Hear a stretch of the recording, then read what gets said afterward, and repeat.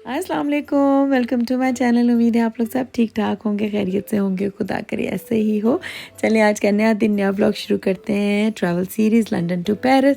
मैं बहुत दिनों के बाद हाजिर हुई हूँ क्योंकि ये जो मेरा ट्रैवल था लंदन से पेरिस का और पेरिस से जर्मनी का, जर्मनी में थे शादी, अकीका, आमीन और फिर उसके बाद मिलना मिलाना। माशाल्लाह काफ़ी सारे मेरे कज़न्स वगैरह रहते हैं वो, तो उनके साथ मिलना बहुत अरसे के बाद मैं गई थी। मेरा ख़्याल है 6 साल के बाद मेरा चक्कर लगा है जर्मनी का। तो मज़ा आया, सिर्फ घूमे फिरे इतना नहीं है, लेकिन सिर्फ रिश्तेदारों को मिलना मिलाना रहा। तो बहुत ज़्यादा टाइम उन्हीं में गुजरा और उसके बाद कुछ बीमार भी हम हो गए, जो कि स्टमक फ्लू सबको आया, हस्बैंड भी, बच्चे भी, अम्मी भी मेरी। और फिर दूसरा एक पहले फ्लू में हम लोगों को मिला था टर्की में, और अब ये जो दूसरा फ्लू मिल गया जर्मनी में। तो हमने जाना है यहाँ से बाय रोड, तो गाड़ी हमने रेंट कर ली है और टिकट भी हमने ले ली है फेरी की। और ये हम जा रहे हैं, सुबह सुबह का टाइम है। और जब हम चले हैं उसके बाद जब वहाँ जाके रश मिला और रास्ते में खड़े हुए तो पता चला, और मैंने जब उनके बारे में पढ़ा इन्फॉर्मेशन वगैरह तो पता चला 3 से 4 घंटे का वेटिंग टाइम है। अब हम लोग निकले हैं 23 या 24 तारीख को, फ्राइडे था।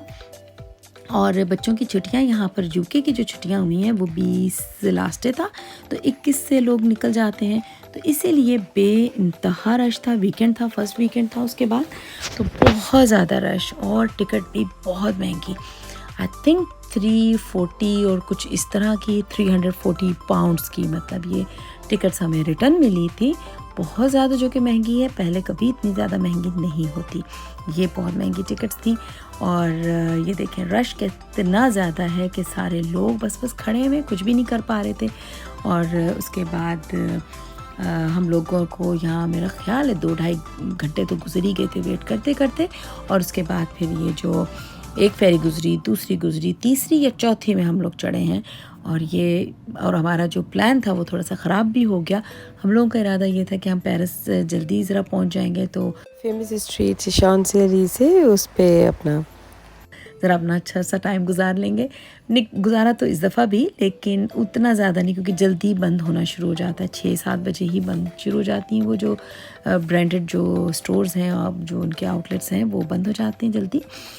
तो इतना ज़्यादा टाइम नहीं हमें वहाँ मिला, लेकिन जो देखना था वो हम देख चुके। तो बस उसके बाद अब ये देखें, अल्लाह अल्लाह करके चेक इन टाइम हुआ है। और मुझे ये लगता है कि यहाँ पर इनके जो काम करने वाले हैं वो बहुत कम है, इसी वजह से इतना रश हुआ है और इतनी लंबी लाइनें लगी हैं। देखिए ये सारे जो बूथ हैं खाली पड़े हुए थे और सिर्फ एक खोल के बैठा हुआ है। भाई अब आप जल्दी जल्दी करो, ज़्यादा सारे लोग मतलब ये बैठे हों तो जल्दी ये रश ख़त्म हो, लेकिन नहीं, बिल्कुल कम लोग बिठाए हुए थे, इसी वजह से मेरा ख्याल है रश लग था।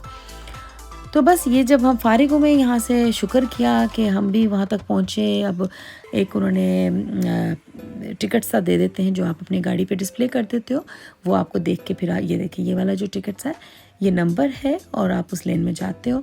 तो पता नहीं 200 और कुछ इस तरह का था, तो ये हमारा नंबर और हम जा रहे हैं। और शुक्र है कि पैरी तैयार ही है, तो बस हम चलते चले गए और जल्दी मिल गई। ये जो लंदन का जो पोर्ट है इसका नाम है डोवर। अम्मी के हमारे घर से ये जो है तकरीबन 2 घंटे तो लग ही जाते हैं, 2 घंटे का सफ़र है।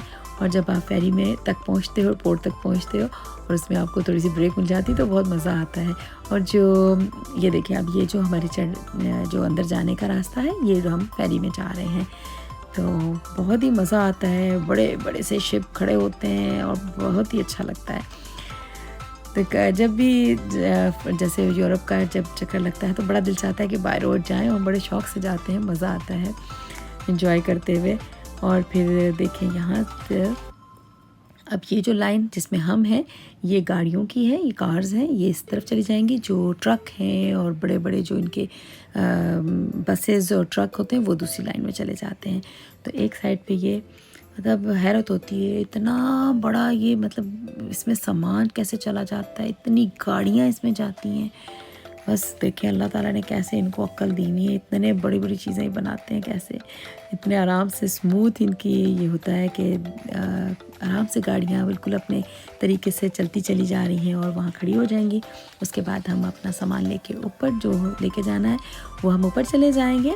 तो बस वहाँ पर अब अपना टाइम 90 मिनट्स की है, 90 मिनट्स पता भी नहीं चलते, इसी तरह बस गुजर जाते हैं। एक दफ़ा हम लोग खाने पीने कुछ कॉफ़ी वगैरह पीते हैं और उसके बाद साथ में वो जो ड्यूटी फ्री शॉप होती है उसका एक चक्कर लगाते हैं।